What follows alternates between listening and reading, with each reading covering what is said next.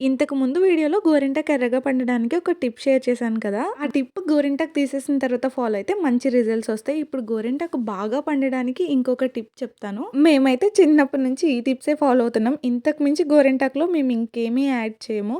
గోరింటాకు తెచ్చిన తర్వాత మిక్సీ జార్‌లో వేసుకొని ఆకు కొద్దిగా నలిగాక ఒక చిన్న స్పూనుడు పటిక వేయాలి దాంట్లో. నీళ్ళల్లో వేసుకుంటాం కదా! నీళ్ళు ఇరగడానికి ఆ పటిక. దాంతో పాటుగా మేము కొద్దిగా చింతపండు కూడా యాడ్ చేసాము. ఇవి వేయడం వల్ల ఏంటంటే గోరింటాకు నార్మల్‌గా కన్నా ఇంకొంచెం ఎర్రగా పండుతుంది. వీటితో పాటు మా సైడ్ ఇంకా కొన్ని యాడ్ చేస్తారు.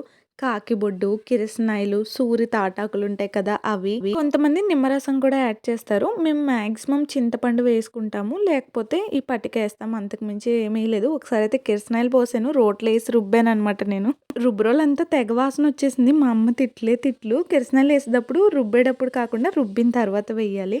చూసారా మా గోరింటాకు ఎంత ఎర్రగా పండిందో. ఈవెన్ కాళ్ళకు కూడా భలే పండింది. కాళ్ళు మరీ అంత అందంగా ఉన్నాయేంటి అనుకోకండి. అప్పటికి ఇంకా నేను కడగలేదు. టిప్ నచ్చితే కనుక లైక్ చేసి ఫాలో అవ్వడం అస్సలు మర్చిపోకండి. నెక్స్ట్ వీడియోలో కలుద్దామే. బాయ్.